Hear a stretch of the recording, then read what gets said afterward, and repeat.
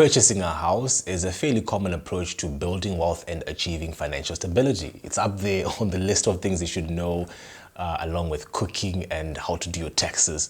Unfortunately, there's a few of us out there who also believe that purchasing a house is automatically a good investment. In this video, we're going to investigate that assumption. We're going to start by discussing just, what is a good investment? And then we're going to go through a common example of purchasing a house, a typical young adult who wants to purchase a house to live in. And then we're going to discuss whether or not it's actually a good investment. And if it's not, then what can you do to make it a good investment? Okay, intro.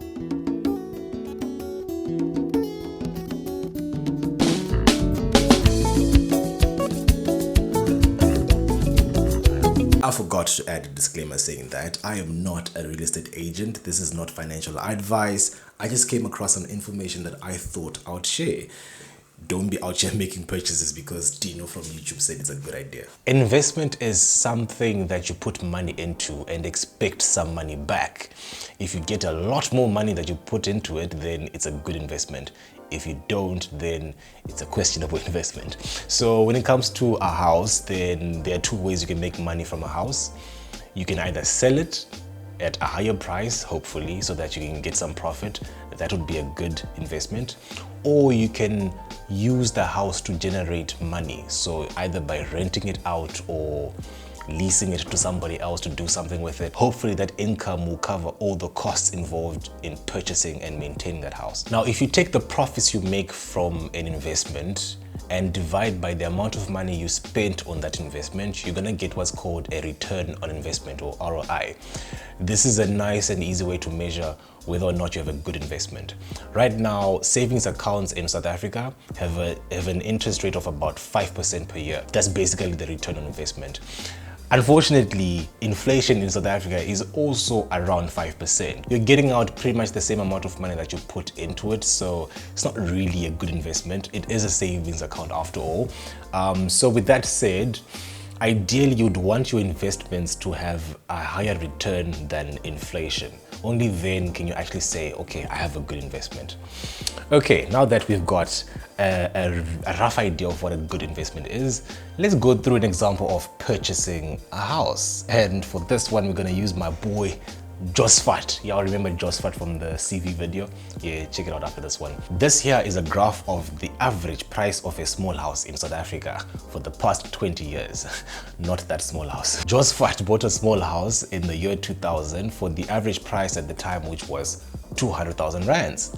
And he sold it last year in 2020, 20 years later, for 1 million rand. So far it's looking good, hey? Yeah, but let's break down the numbers. So back in 2000, when Josephat bought his house, he didn't have that much money lying around. Nah, he had to go to the bank and do what most of us do when we want to buy a house, borrow some money. So he borrowed 200,000 rands from the bank over 20 years at an interest rate of 14%, which was the prime interest rate back in the year 2000. Now, in case you're not aware, the prime rate is the interest rate that you would get if you have a good credit score. If you have a bad credit score, you can expect something slightly higher than prime. And if you have a superb credit score, banks can even give you like an interest rate slightly below prime because they want to give you money. Right now, the prime rate is the lowest it's been since like the 1960s at 6%, or is it 7% now? So like right now, it's a really good time to borrow money, but that's not the topic of this video. Anyway, so the bank used this formula here to calculate how much money Josephat had to pay every single month for the next 20 years to pay back the money. If you plug in the numbers into this formula, that's the amount of money he's borrowing, how long he's gonna borrow it for, and the interest rate he's gonna borrow it at, then you're gonna get around 2,500 rands per month. So that means that he's gonna be paying that much money every single month for 20 years to pay back the loan. Now, part of that 2,500 rands is gonna go towards the amount of money he actually borrowed, and the other part of that money is going to go towards the interest rate. That's the fee the bank is charging him for borrowing that money. And at the end of 20 years, my man would have paid back a total of 597,000 rands. That's a lot of money. Remember, he spent 200,000 rands back in the year 2000. But then again, remember, he did sell his house for 1 million rands. So far it's not looking too bad, hey. But see, buying a house is not that simple. There's a lot of hidden costs that are involved. And the first cost that you would have come across is the transfer costs. These are the costs involved when transferring a property from one person to another person. Right now, if you get a loan for 1 million rands, you can expect to pay around 25,000 rands for transfer costs. So if we adjust for inflation, back in the year 2000, that would have been 9,000 rands. So first fee, 9,000 rands. Second fee you had to pay is the bond initiation fee. These are the costs involved when registering your bond with the title deeds office and all the paperwork and the lawyers involved in the whole process. Right now, you're gonna pay around 30,000 rands for a 1 million rand loan. If you adjust for inflation, you're gonna get around 11,000 rands back in the year 2000. The levies. So my man actually bought an apartment. It wasn't like a freestanding house. And if you buy an apartment, then you're gonna have to pay the body corporate of that apartment building, a monthly fee to maintain the building, for security, to mow the lawn, make sure the pool is, functioning and all that other stuff. Now, right now in Cape Town, if you own an apartment that's worth 1 million rands, you can expect to pay around 1,500 rands to like 2,000 rands per month towards the levies. Of course, we can't use 2,000 rands in our example because he bought his house in the year 2000. So let's use an average of 1,000 rands over the whole 20 years. And 1,000 rands per month over 20 years, you're gonna get 240,000 rands. Yeah, it's starting to add up, isn't it? Now, if you borrow that much money from a bank, you're gonna want to make sure you insure that money in case you lose your job or you break a leg or maybe you die and somebody needs to pay back that loan. So you obviously are gonna have to get a home loan insurance. This is not the same as a home insurance. That's a different fee. We're gonna talk about that later. So a home loan insurance, right now, if you have a 1 million rand loan, you can expect to pay around 500 rands all the way up to like 4,000 rands per month to insure your loan.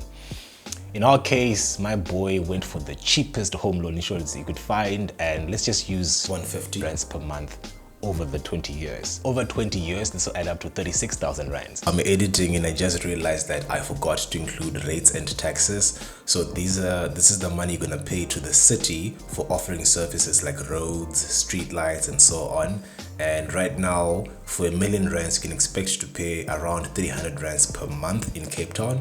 So over 20 years, let's use an average of 170 rands per month. Now, to make this example easier, let's assume Josephat did not have to perform any repairs inside his apartment for the whole 20 years. He never had to renovate it. He never had to like replace the geyser, fix the plumbing, redo the floors, fix windows and all that shit. He didn't have to do any of that. So we're gonna ignore those costs for now. And you also might be thinking, okay, what if you bought a freestanding house? Then you wouldn't have to pay levies. If you do opt to go for a freestanding house instead of an apartment, then you're gonna have to make sure that you pay for the insurance of your own building, your home, because that's usually covered by the levies if you're inside an apartment. You're gonna have to make sure that you pay for security, you maintain the building. If the roof breaks, you're gonna have to fix it. You're gonna have to mow the lawn. All those costs are gonna be out of your own pocket. So yeah, you're not gonna run away from those levies, eh? If you add up all these costs, you're gonna get 933,000 rands, which means that your net profit is more like 67,000 rands, which is 7.4% as a return on investment. It's not too bad, right? But that's over 20 years. Okay, you made 67,000 rands after investing 933,000 rands over 20 years. That's an annual return of 0.4%. That is not a good investment, my dear. In fact, it's actually more like a savings account because you're getting back pretty much the same amount of money that you put into it, right? And that's actually what people use their houses for. They use their homes as a savings account, not as an investment adventure. Now, we made some bold assumptions in our example, and I was using figures specifically from Cape Town. You can plug in your own numbers from your own research. Go to Durban, plug in those numbers. Joburg, plug in those numbers. Even a different country, Australia, UK, Zimbabwe, or maybe they shorten the period. Maybe you're gonna pay your bond faster in 5 years and 10 years. The math will always work out to be more like a savings account and less like an investment. but that doesn't mean that it's a bad purchase decision, okay? Buying a house to live in usually turns out to be a bad investment in terms of, the monetary value. However, it doesn't mean it's a bad purchasing decision. After all, my man Joseph had to live somewhere, okay? If he didn't buy the house, he was gonna have to rent for the whole 20 years, and rent goes up every year, there's a lot of things to consider here. Now, in this example, Joseph's example, there are ways you can actually make this a better purchasing decision.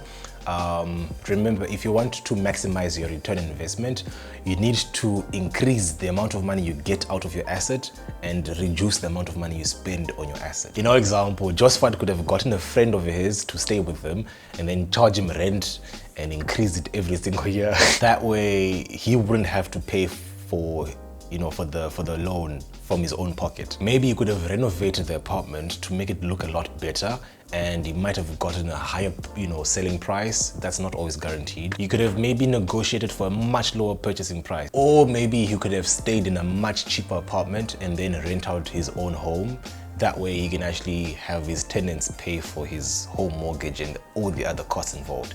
There are plenty of different approaches you can take to maximizing your return. But anyways, this example was just to discuss the investmentness of, is that a word? Anyways, this video was just to discuss, just when is buying a house actually an investment. If you found this video useful, if you gathered some interesting information, make sure to leave a like. I'd greatly appreciate it. There should be a couple of videos on the screen right now. I'm sure you like at least one of these, and make sure to subscribe to the channel for more content, and I'll see you in the next video. Okay, have a good day.